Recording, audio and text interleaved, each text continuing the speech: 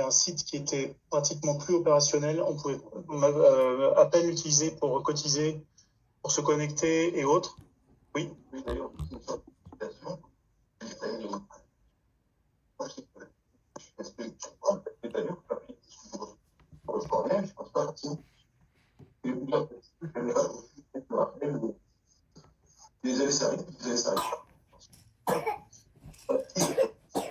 et c'est vrai que probablement qu'on aura pu faire plus de rappels. Et le fait qu'il y ait une AG aussi qui se tient physiquement, je pense que ça aide. C'est important parce que ça rythme les choses quand il y a une AG physique.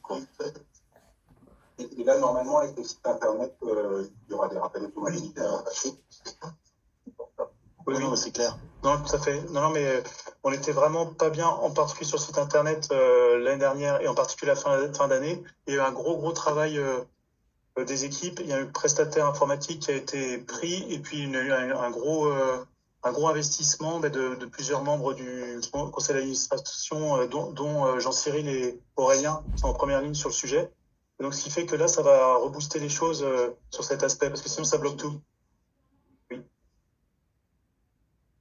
Et donc, effectivement, cette dépense, elle est loin d'être...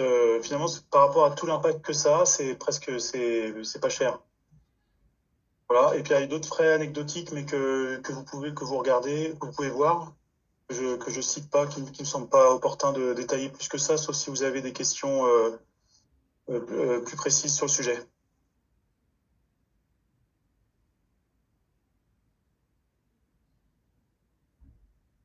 Voilà pour les comptes annuels du syndicat pour l'année 2024. Donc, il faut qu'on approuve ou pas le rapport financier. Donc, qui est contre? Qui s'abstient? Ouais, donc, approuvé à l'unanimité. Bravo, Thomas. Si. Voilà, donc ce que je vous propose, je vous fais un petit rappel sur ce qui s'est passé, sur ce qui risque de se passer en concernant la DGOS. Je donne la parole ensuite à Eric pour la nomenclature et ensuite je vous refais un petit briefing rapide sur le mode de scrutin des élections et on passera au vote. Voilà, alors en ce qui concerne la DGOS, on appuie là, c'est ça? Oui, tout à fait. Voilà. J'avoue que l'année 2024 a été une année franchement compliquée. Où on a essayé d'avoir des contacts avec la DGOS et ça a été vraiment n'importe quoi. Toutes les personnes du bureau ont changé. La personne qui était mon interlocutrice, avec qui j'avais vraiment un accès assez facile, était en arrêt de maladie. Donc les équipes ont bougé. Et ensuite, il s'est passé un événement dont je ne pensais absolument pas que ça aurait des répercussions. Ça a été la dissolution de l'Assemblée nationale.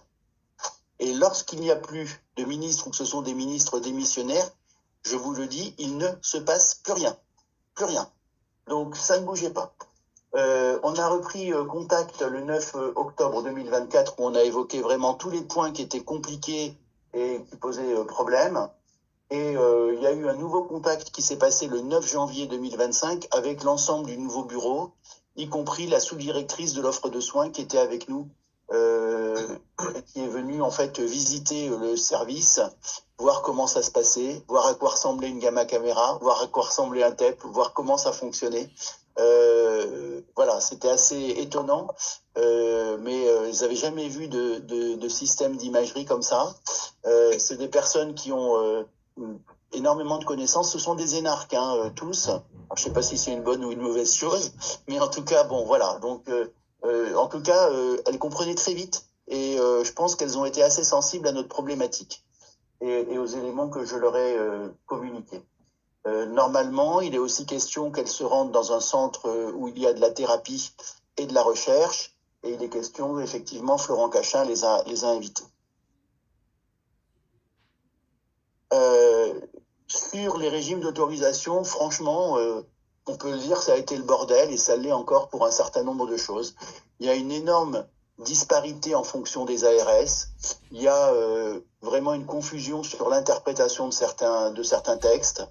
Il y a eu des fenêtres d'ouverture, en particulier en Île-de-France, qui ont été reportées de 6 mois. Et puis, il y a des clarifications qui sont à établir parce que il n'y a pas toujours une compréhension entre les textes qui ont été sortis par la DGOS et les ARS.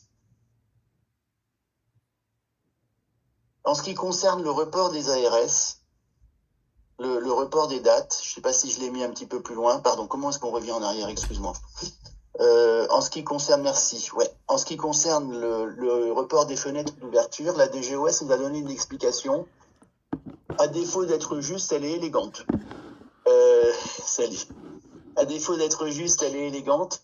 Ils nous ont dit que les ARS qui avaient reporté les fenêtres, c'était parce que le décret de la loi Valtou n'était pas sorti et qu'elle ne pouvait pas statuer sur les GCS de moyens au moment où les fenêtres étaient ouvertes. Et donc, du coup, ils ont décalé de 6 mois pour laisser le décret de la loi Valtou sortir. Sur le rôle du radiopharmacien, j'avoue que les radiopharmaciens continuent à faire du lobbying auprès des ARS. Il y a eu également du lobbying qui a été fait au sein de l'AP-HP.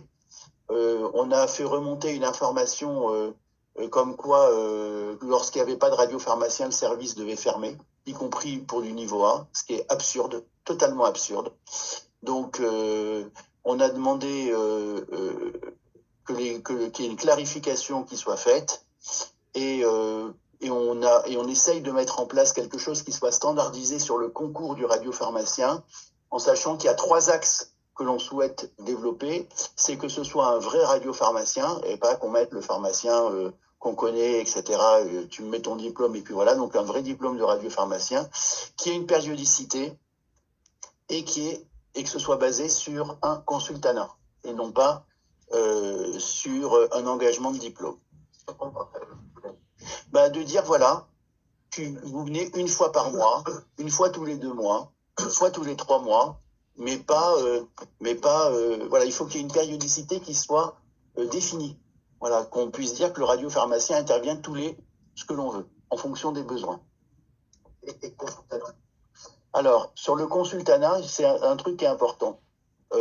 Si les pharmaciens, comme ils disent eux-mêmes, engagent leur diplôme, en fait, on est obligé d'appliquer le référentiel de la radiopharmacie. Et le référentiel de la radiopharmacie impose des normes avec des SAS, des machins, etc., qu'on n'est pas forcément obligé d'avoir. Et ton labo chaud devient une radiopharmacie.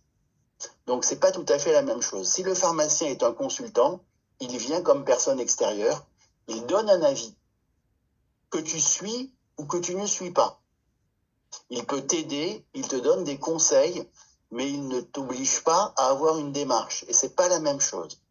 Alors, il y a un sujet actuellement avec ça. C'est qu'il y a des sociétés de services type Esprimed, que je ne citerai pas, qui s'est dit, nous, on fait ça très bien avec les physiciens médicaux, et on pourrait faire ça avec les pharmaciens. Sauf que l'ordre des pharmacies a déjà réagi en disant qu'il était illégal d'exercer la pharmacie via une personne morale. Donc, ils veulent que les pharmaciens soient impliqués en nom propre et qu'ils auraient le droit de travailler sur différents endroits, mais ils doivent intervenir en nom propre et pas via une personne morale. Ça, c'est un sujet le CNP, dont le CNP va se saisir. Alors, on voulait le faire, j'en ai parlé pas plus tard qu'avant-hier matin. On voulait, le Florent Cachin préférerait qu'on essaye de discuter avec le syndicat des radiopharmaciens et avec la SOFRA. Bon, vous connaissez ma vision des choses. Je pense qu'on va perdre 3 mois pour rien et que ça va se terminer. Mais bon, en tout cas, nous en sommes. Comment ? Oui.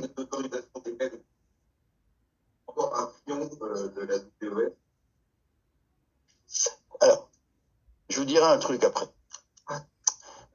Donc, la DGOS nous a répondu, c'est ce que j'ai mis en rouge, qu'il n'y avait pas de sujet pour eux. Il y avait eu une décision du Conseil d'État, que le recours des radiopharmaciens avait été débouté, et qu'ils allaient apporter une clarification aux ARS courant novembre, et je sais que ça a été fait, et il y a eu une nouvelle clarification qui a été apportée en janvier. Et puis, c'est ce que je vous disais, on a fait remonter le 17 janvier dernier le courrier de la collégiale, donc au sujet de la fermeture des services de la paix lorsque le pharmacien n'était pas là, ce qui est une aberration. Voilà, c'est ce que je viens de vous dire. Donc, c'est l'histoire de la personne morale. Sur le circuit du médicament, nous sommes en négociation depuis 2 ans, et c'est vrai que ça commence à être un peu pénible avec la DGOS pour que les services de médecine nucléaire, pour que l'activité de soins de médecine nucléaire soit éligible à signer un accord avec une PUI. Je vous explique l'enjeu. Aujourd'hui, pour les services libéraux, il y a eu un décret, qui est le décret des soins critiques, qui a été un truc très très important et qui nous permet, en tant que service libéral, de commander directement tous les médicaments, que ce soit des radiopharmaceutiques ou des médicaments d'usage, dont on a besoin pour le fonctionnement des services de médecine nucléaire privés. C'est sorti dans ce décret qu'on appelle le décret 2022-690 du 26 avril 2022. La DGOS l'a fait sortir dans les soins critiques pour que justement ce soit relativement discret et que ce ne soit pas attaqué d'emblée. Et en fait, comment ? Non, je crois pas. Ça a été fait volontairement. Ça a été fait volontairement pour que ça passe discrètement. Bon. Je sais ta vision, Jean-Baptiste, là-dessus, mais bon, peut-être qu'on pourra en discuter globalement à la fin, si tu veux. On a demandé également que... alors, pourquoi est-ce que c'est intéressant que la médecine nucléaire soit éligible à signer directement avec une PUI ? Pour 2 raisons. La première raison, c'est que pour le chariot d'urgence, c'est un peu compliqué de commander 3 flacons d'adrénaline, 2 flacons de ceci, etc. C'est quand même plus pratique d'aller se fournir à la PUI, surtout que la plupart du temps, ces produits ne coûtent rien. Donc, c'est pas le problème. Et on peut pas commander au laboratoire directement des produits qui se périment en 2 mois et qu'il faut recommencer tout le temps et qu'on les commande à l'unité. Ça marche pas. Surtout que ce sont des produits à usage hospitalier et qu'on peut pas avoir dans des pharmacies d'officine. La deuxième raison, c'est que pour les services de niveau B, le pharmacien qui va y travailler doit être rattaché à une PUI. Or, il ne peut pas être rattaché à une PUI si la médecine nucléaire n'est pas une activité de soins qui permet de rattacher à la PUI. Donc ça, c'est dans les tuyaux. Sauf que ça ne dépend pas du bureau R3 de la DGOS, ça dépend du bureau pharmacie. Le bureau pharmacie qui contient dedans un certain nombre de pharmaciens et de radiopharmaciens qui clairement font traîner les choses. Clairement. Donc la DGOS a même rédigé le décret. Mais s'il ne le signe pas, il ne le signe pas. Donc là, c'est en train de monter à un niveau un peu plus élevé. Sur les conseils d'Éric Grémillet, j'ai demandé à ce que la médecine nucléaire puisse faire partie de ce qu'on appelle les installations autonomes, comme ça existe pour la chirurgie esthétique. Alors là, c'est encore mieux. On a besoin de personne, on peut tout commander à l'unité de ce que l'on veut, à droite, à gauche. Mais ça, ils nous ont dit que c'était pas possible.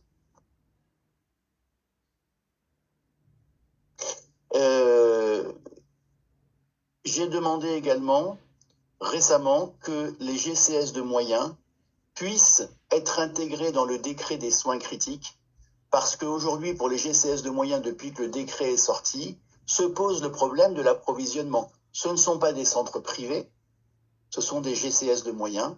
Et ça, par contre, la DGOS m'a dit « Ah ben ça, c'est pas très compliqué, c'est nous qui pouvons le faire. » Donc j'ai envoyé une demande officielle au bureau de la DGOS et au bureau qui était en charge des soins critiques.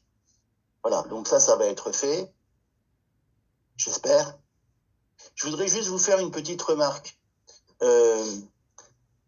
J'écoutais un jour à la télé, pendant Noël, un criminologue qui s'appelle Xavier Hofer. Je ne sais pas si quelqu'un le connaît. Et Xavier Hofer s'était occupé des centrales nucléaires, de la sécurité dans les centrales nucléaires.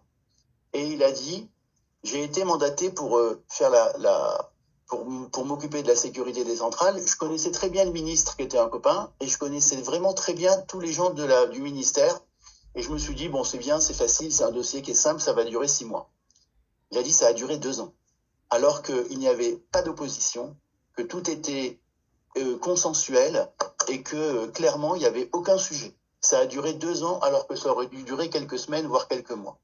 Donc, s'il y a une lenteur, une lourdeur administrative, pour avoir un truc, il faut 15 signatures différentes. ça passe par 15 bureaux différents. Je vous dis franchement, c'est pas simple. Et là, non seulement c'est pas simple en règle générale, mais on a clairement des gens qui nous ont mis des bâtons dans les roues depuis des années.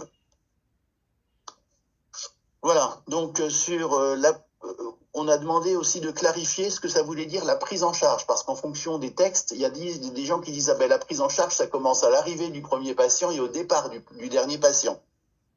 Donc on a demandé ce que ça voulait dire, parce que dans l'esprit des personnes qui ont travaillé sur le décret, pour moi, ce que ça voulait dire, et c'était ce que j'avais exprimé en groupe de travail, c'est que pendant la prise en charge, ça veut dire qu'à un moment donné, le patient était en droit, et il y avait même le devoir de pouvoir rencontrer le médecin pour lui expliquer ce qui se passe, pour lui dire, etc. Donc ça veut dire qu'au moment de son parcours, il était dans le devoir de le rencontrer. Ça ne veut pas dire qu'il était là à la première injection.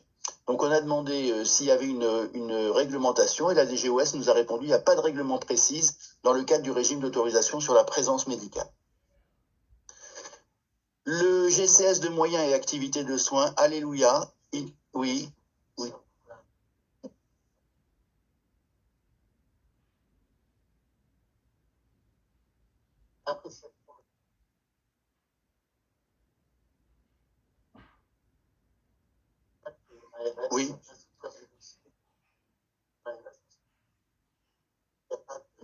Il n'y a pas de réglementation, mais ce n'est pas les ARS qui fixent.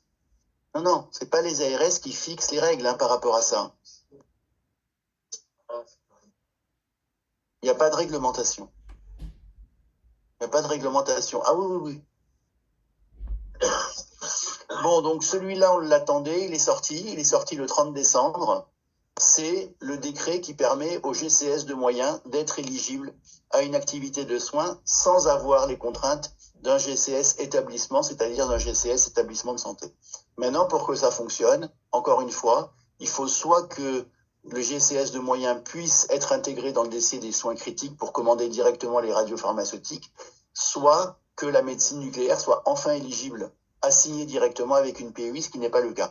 Une activité comme l'hémodialyse, par exemple, un centre d'hémodialyse peut signer avec une PUI n'importe laquelle.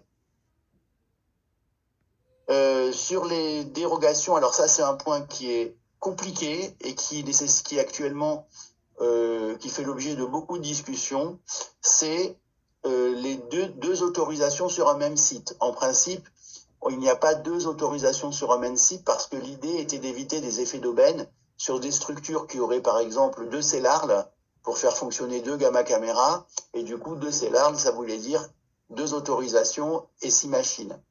Donc c'était un peu ça l'esprit. Maintenant se pose le problème des GCS au sein de structures déjà existantes, et comment on fait pour qu'on fasse perdurer le GCS et qu'on se soit compatible avec l'activité de soins. Donc il y a des ARS qui disent on va faire 2 autorisations sur le même site, mais on limite à 3 machines. Donc on a posé la question à la DGOS, ils nous ont dit légal mais a priori peu probable. Bah si, c'est quand même très probable que ça survienne. Bon, visiblement il y a des avocats qui sont sur le coup et qui disent que ça c'est pas du tout possible. Donc ça c'est un point qu'il va falloir faire remonter. Oui, Jean-Baptiste, au service juridique. Oui. C'est pas l'esprit du texte, et après si on ne veut pas s'exposer à ce genre de travail, on ne peut pas publier un texte que les directeurs d'ARS peuvent copier ou carrément. On s'expose à ça en ce genre de nous, de tomber d'un tout seul côté. Voilà, c'est bien que les directeurs d'ARS ont une carte blanche pour faire tout et n'importe quoi. Et donc, je pense que pour être un peu blanc, pour faire de la. Il y aurait du contentieux. Ah oui, très bien. Et alors là, ils peuvent comprendre qu'elle. Il y aurait du contentieux. On a essayé vraiment de faire très attention à ce que les services qui sont des services indépendants ne soient pas mangés par d'autres structures. Par exemple, un service qui est au sein d'une clinique, que la clinique ne lui pique pas son autorisation à l'occasion de la demande de dossier. Également que les services publics ne piquent pas les autorisations des partenariats publics-privés. Et il y a une chose qui nous a été refusée, et ça je le déplore encore aujourd'hui, c'est l'absence de transmutation. La transmutation, c'était le passage automatique des services existants vers l'activité de soins, sans avoir à déposer un dossier et sans que ce soit étudié. Ils nous l'ont refusé, mais ils nous ont dit, on est là, s'il y a un souci quelconque, etc., vous nous faites remonter. Donc l'idée, c'est pas de se faire doubler encore une fois par une clinique ou par une clinique concurrente.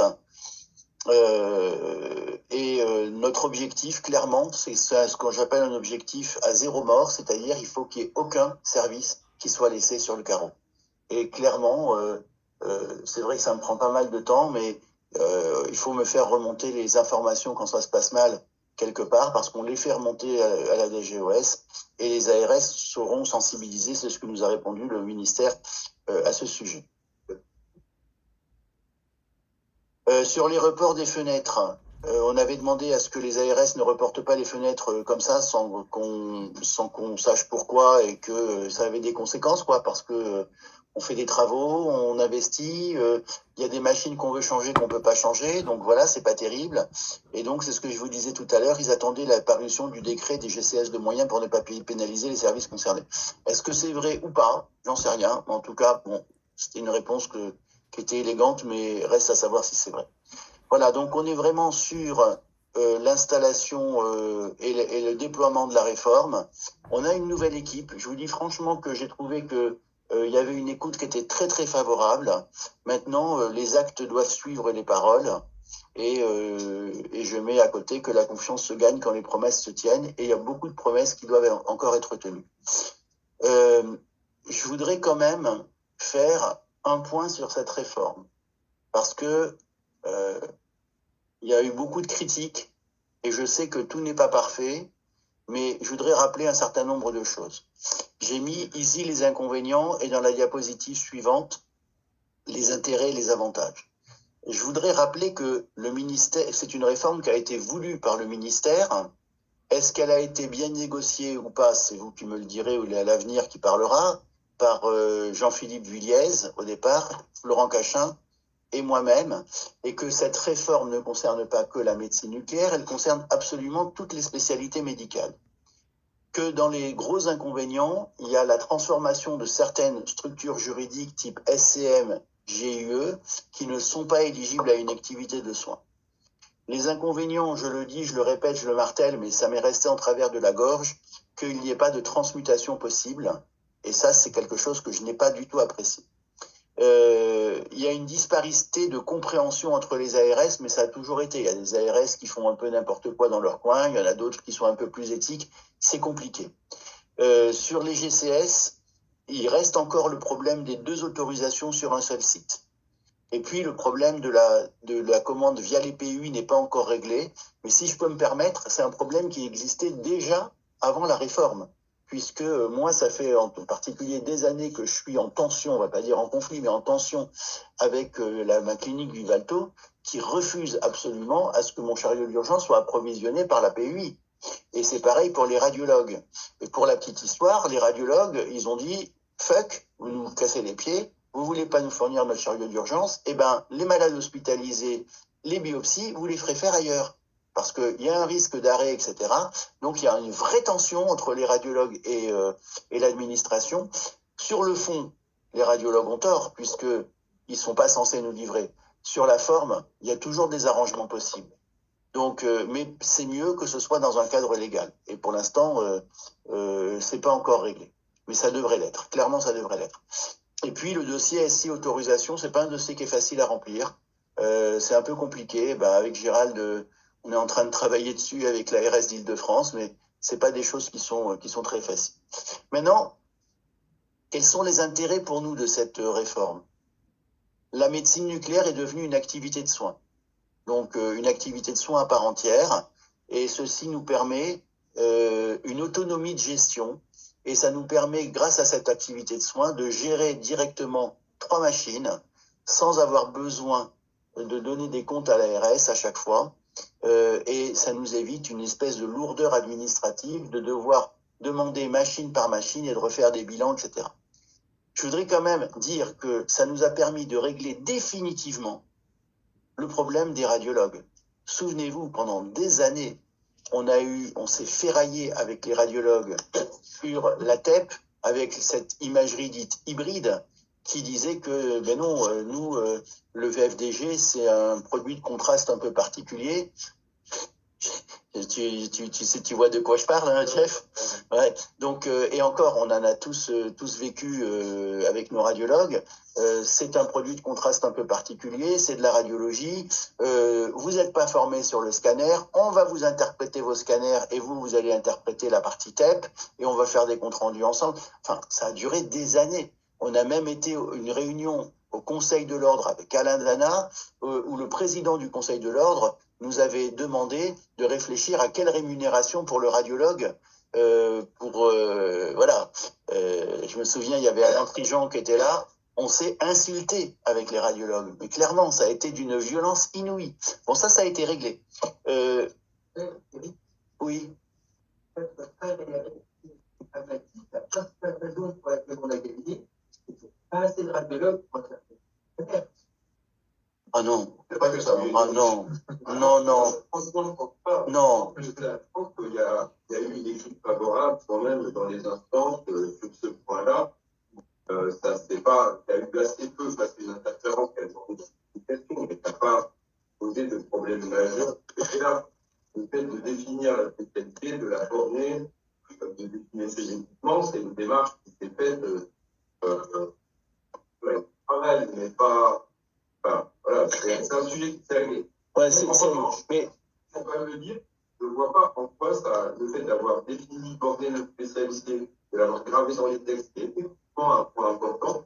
Je ne vois pas le rapport avec l'activité de soins. On n'aurait pas pu faire des plateaux d'imagerie et définir notre spécialité. Je ne vois pas le parallèle et l'implication. Eh ben, la première réunion de la DGOS qui était faite par Déborah Svetojevic, on lui avait expliqué un petit peu, c'était une période où les radiologues étaient encore très très très actifs par rapport à ça, et elle a commencé le premier GT en disant « Je rappelle que la médecine nucléaire est une spécialité à part entière ». Je te signale que dans le premier décret qui est sorti, on définit ce que c'est que la médecine nucléaire. Voilà. Donc, il n'y avait pas de texte. C'est un élément important. Deuxièmement, je vous passe le nombre de réunions qu'on a eues avec le G4 de radiologie, qui est l'équivalent du CNP, qui ont été houleuses, qui ont été compliquées. On a dû élaborer une charte de, entre guillemets, de non-agression réciproque pour dire qui fait quoi et qui ne va pas piquer du fric à l'autre. Enfin, ensuite, cette charte, elle n'est jamais sortie, ça s'est réglé. Mais voilà, il a fallu faire ça. Il y avait un élément juridique, c'est-à-dire que le responsable, le médecin responsable de l'acte, c'est lui qui signe la feuille de soins.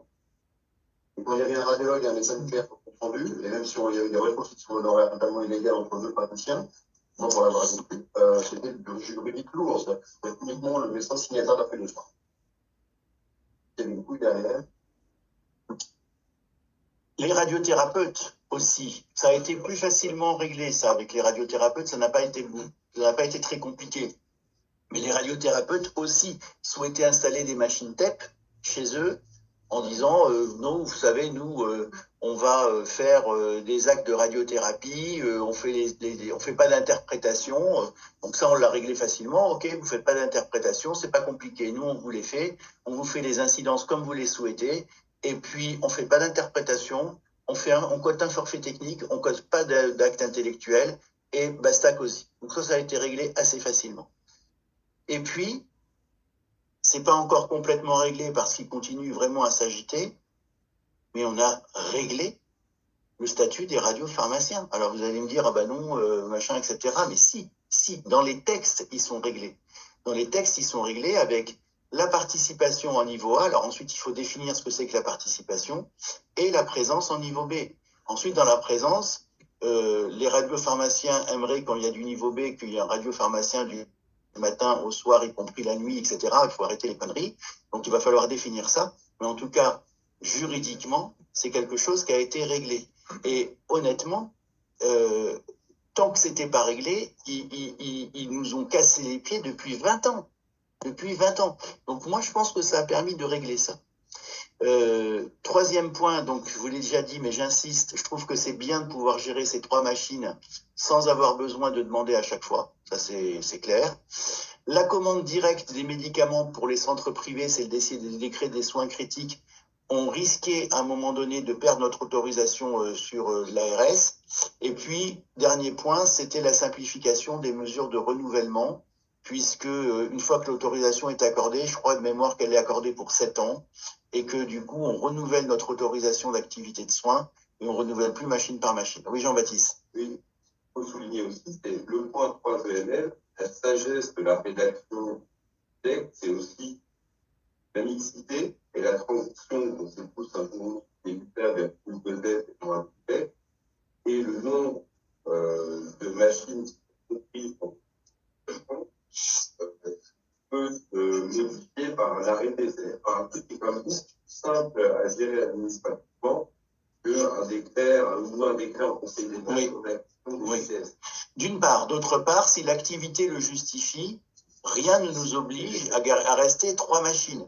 On peut demander une 4e machine, mais dans ces cas-là, on quitte le régime d'emblée et on fait une demande à l'ARS qui, en fonction du dossier, l'accordera ou pas. Voilà.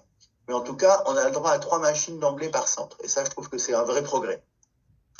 Voilà ce que je voulais dire. Alors, il y aura d'autres sujets, hein, on n'allait pas tout évoquer.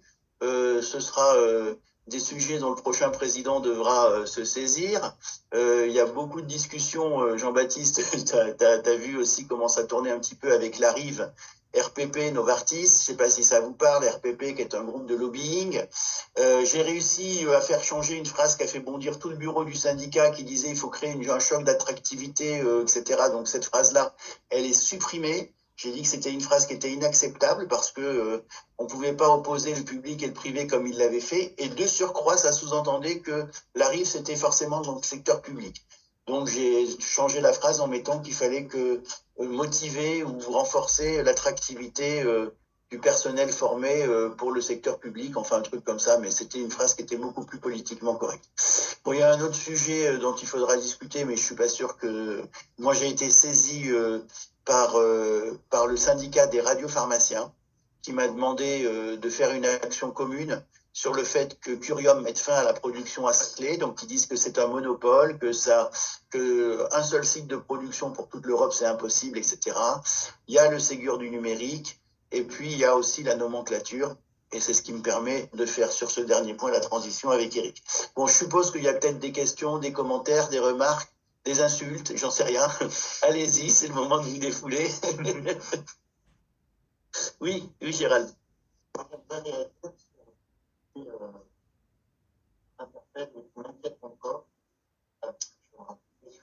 Sur la réforme, c'est les radiopharmaciens et la structuration juridique de nos outils. Pour les radiopharmaciens, c'est vrai qu'il y a une avancée. Ça manque de concret encore. Il va falloir demander à la DGOS de répondre clairement à la question sur le radiopharmacien pour les mentions A, et notamment les mentions A qui exercent dans un établissement qui a une PMI. Il faut que ce soit clair. Mention A égale oui ou non radiopharmacien, il faut que ce soit clair pour préciser. Et concernant les mentions grises, combien de TP radiopharmaciens? Oui. Ça, c'était ma remarque, une élection résiduelle sur la radio. Une structuration juridique, effectivement, avec le passage du décret 28, la nouvelle structuration juridique et GCL, tout le monde pense que tout est réglé. Et j'attire votre attention sur le fait que très peu tard, certes, au niveau de la réforme, il y aura sans doute 0. Il y aura tous à pratiquer la médecine nucléaire, mais concernant l'autorisation, toutes nos autorisations EML qui étaient à notre nom, si on les noie dans un GCS des moyens, ça ne sera pas du tout la même chose en termes de valorisation de faits et en termes d'organisation de. Et ça, je pense vraiment qu'il faut le remonter à la DGOS et de négocier avec la CRS, qui risque de tout sortir. Oh, c'est bon, on sort en GCL de moyens, débrouillez-vous. D'abord, pour un GCL de moyens, il faut accepter de rentrer dedans. Et personne ne se met contraint à rentrer dans un GCL de moyens. Voilà, je crois que ça, c'est 2 points majeurs et qui risquent, si la DGOS des règles, et si ce sont les mêmes règles pour les régions, la réforme pourra passer sans mort, effectivement.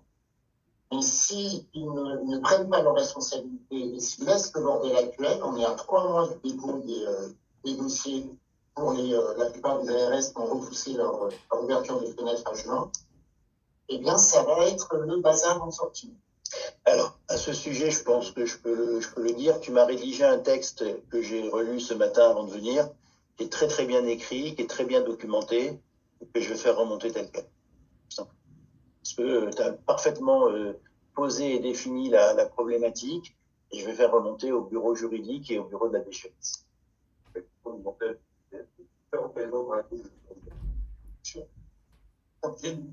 Inespéré. Inespéré. Inespéré. Partage. Allô. Uniquement des partages.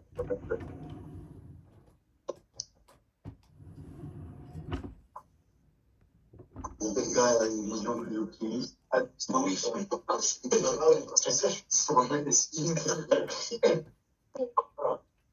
qui est plus rassuré quand ça paraît. Allô, Eric, est-ce que Je ne sais pas qui parle, mais. Eric Grémy, juste pour dire que quand on est en visio, les intervenants dans la salle, on les entend absolument pas. Donc il est impératif que s'il y a des intervenants en présentiel, ils prennent le micro principal en main, parce que sinon on ne les entend strictement pas, on ne comprend rien. Ceux qui veulent prendre la parole, je vous invite à venir ici pour parler. Voilà. Merci. Merci Eric. Je crois que on a un peu fait le tour, je crois, sur cet aspect-là. Je crois que je vais laisser la parole à Eric pour l'aspect nomenclature. Et puis après, si vous le voulez bien, on passera aux élections. Ok. Alors. Allô, je ne sais pas si vous m'entendez.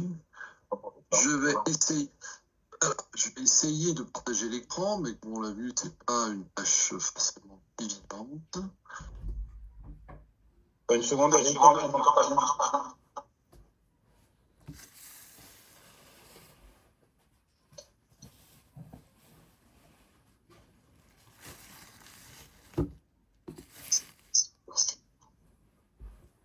Voilà. J'ai.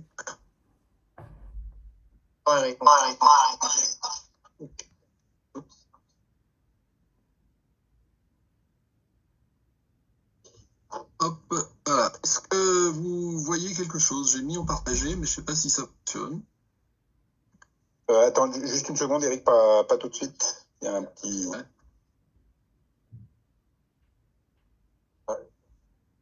Là, t'as Teams ou pas sur ton PC? Je m'autorise à partager. Ça marche pas. Parce que du coup, moi, il faut que je.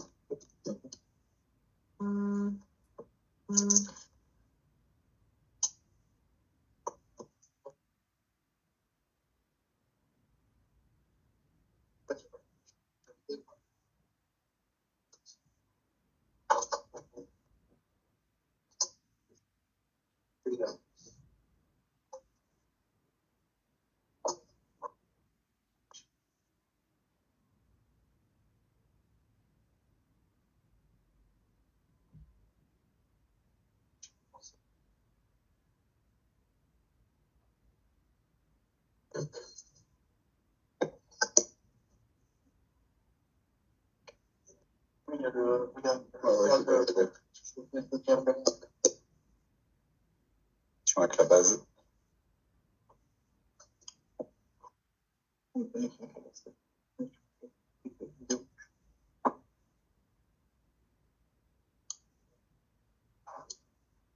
Prêt pour le partage.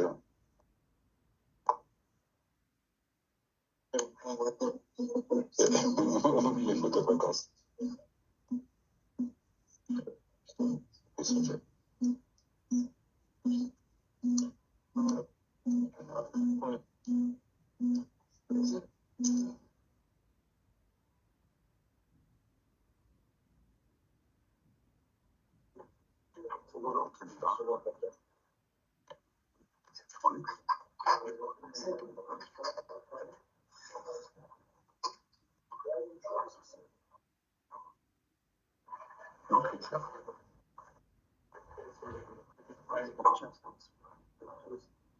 Ah oui, sinon c'est le Polycom audio machin, là, c'est ça.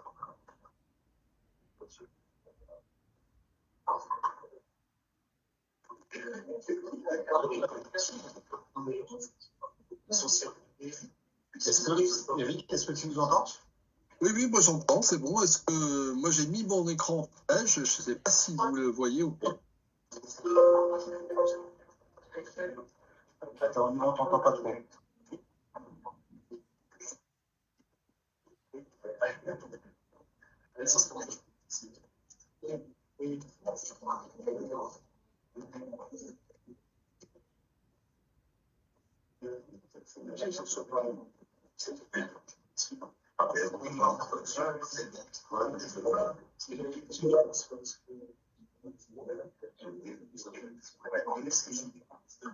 Eric, est-ce que tu peux reparler une seconde? Oui, c'est là, 1, 2, 3, est-ce que vous entendez? Et est-ce que vous avez... C'est bon?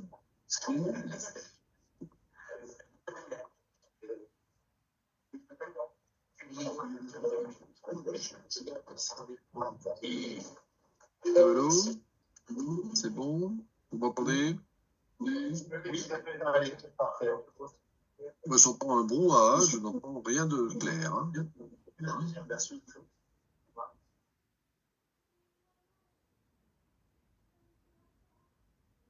C'est bon, est-ce que vous m'entendez?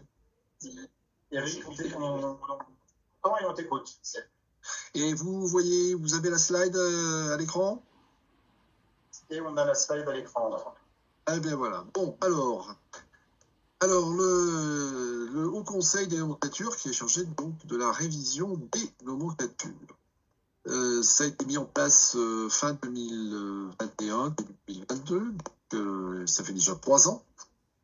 3 ans dans lesquels il n'était pas passé grand-chose, bien le dire. Il y a je ne sais plus combien de spécialités qui ont été répertoriées et même certaines interspécialités pour ces problèmes de nomenclature. Et dans chacune d'entre elles a été mis en place un comité clinique. Ce comité clinique, composé d'un référent pour la médecine nucléaire, a donc été désigné par CNP et on m'a demandé ce référent.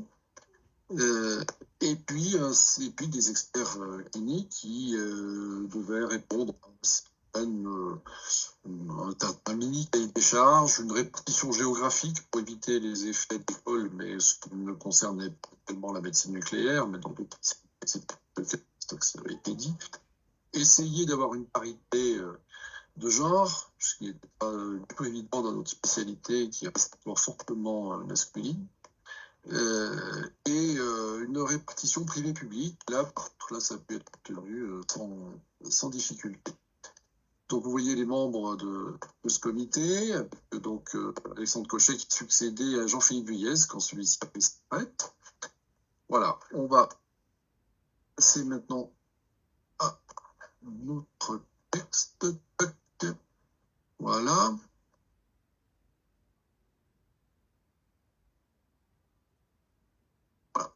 Dès le début des discussions sont apparues un certain nombre de difficultés quand nous avons commencé à nous réunir pour réfléchir à ça. Et on a rapidement pu mettre un peu d'ordre dans la liste des libellés CCM dont nous disposions. On a réorganisé un petit peu, on a créé une famille PEP qui n'existait pas. Enfin bon, voilà, on a fait 3 choses, et puis on a commencé à supprimer les libellés obsolètes, corriger des mots qui étaient, on verra un petit peu après quelques exemples, faire des petites corrections de libellés mineurs, etc. Et puis on est surtout tombé sur une première difficulté, c'est qu'on a eu la nécessité de créer plusieurs gestes complémentaires avec la possibilité d'associer plusieurs gestes complémentaires, si c'était possible, à un geste principal. Or, la limite, c'est qu'actuellement, on ne peut associer qu'un seul geste complémentaire à un geste principal, un acte principal. Bonjour. Bonjour Eric Gramillet. On voit rien du tout en visio. Tout à l'heure, on voyait bien ton PowerPoint et puis là, plus du tout. Alors, attends. Alors il faut peut-être que je réactive cette fenêtre. Alors, oh là là, d'accord. Où est-ce que je vais aller faire ça? Je vais remettre... Ah oui, il faut que je redéclenche le partager l'écran. Mon écran. Voilà. Est-ce que là, c'est bon? Parfait, merci. Ah, désolé, voilà, c'est que quand j'ai fermé le premier document, ça a arrêté le show. Voilà. Donc, voilà, c'est ce qui était notre première limite, c'était ça, c'est la limite principale, c'est cette impossibilité d'associer plus d'un geste complémentaire. Vous allez comprendre vite pourquoi, parce que dans les gestes complémentaires, il y a par exemple une scintigraphie, il y a un champ complémentaire réalisé après l'examen, il y a une complication complexe, il y a de la comparaison d'images, comparaison d'examen avec un examen précédent, des notions qui n'existaient pas dans la CTM actuelle. Les premières interrogations qu'on a faites auprès du secrétaire général du HCN, aucune justification nous a été donnée. On nous a dit, bah oui, mais c'est comme ça. C'est un seul geste complémentaire, par acte principal. Pourquoi? Eh bien, parce que. Et puis voilà. Et c'est bon. Donc, c'était quand même un vrai problème. Donc, il nous a conduit à envoyer un texte un peu plus complet au HCN pour leur expliquer, leur donner des exemples très précis. Par exemple, ce qui s'appelait, on y reviendra après, on a aussi été amené à changer les libellés des termes eux-mêmes, des actes eux-mêmes, parce qu'il y avait des maladresses de vocabulaire. On s'est dit, il faut tenir compte qu'on compare ou qu'on ne compare pas. On fait une quantification complexe ou qu'on en fait pas.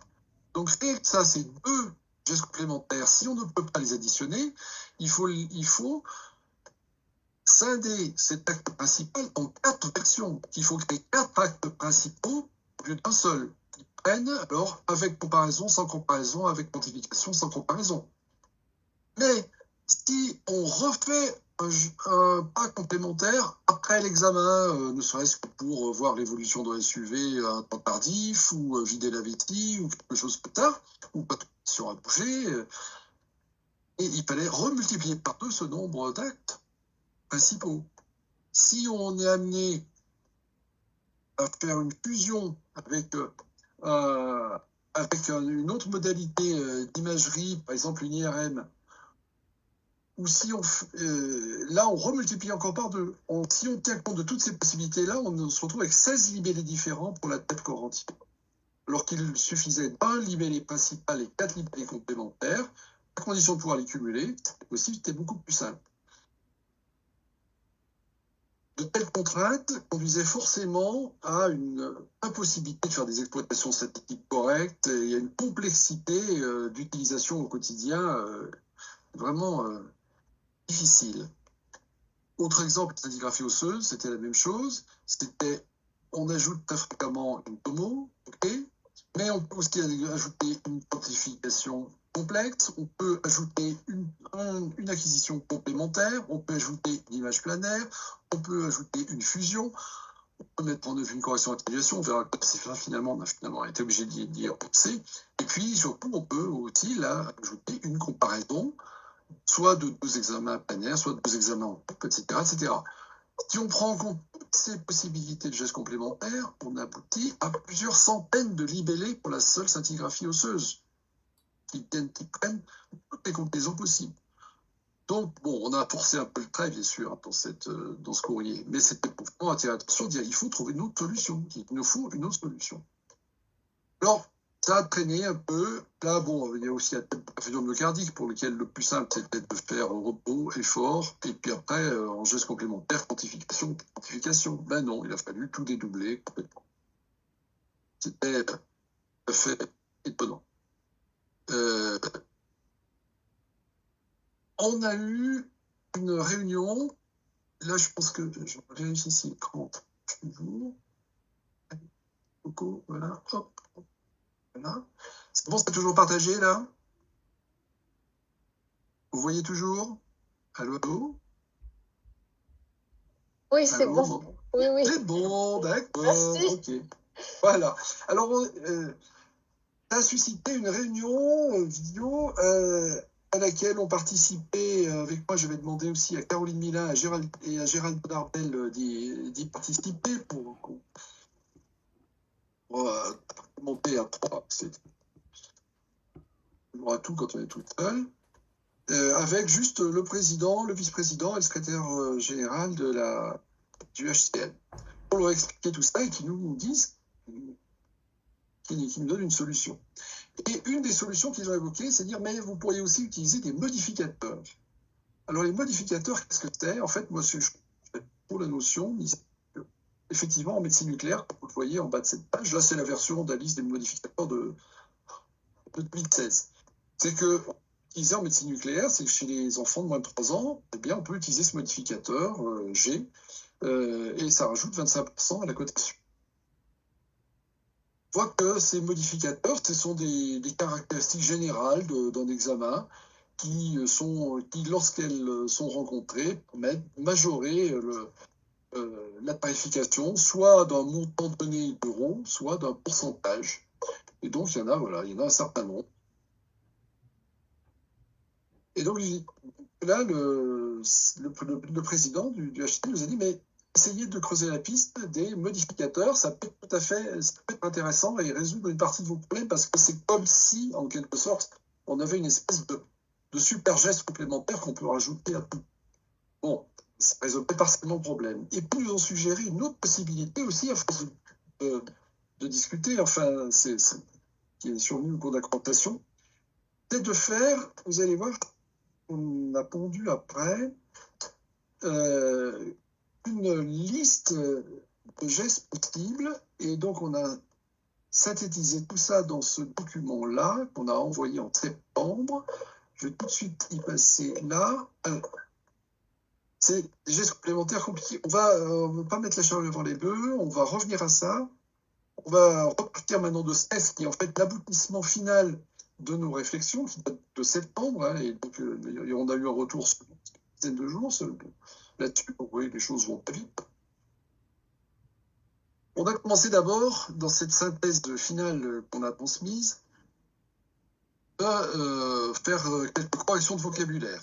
Donc, comme c'est écrit ici, de réserver les mots scintigraphie, tomoscintigraphie à tout ce qui est médecine nucléaire conventionnelle. Et que pour la tomoscintigraphie,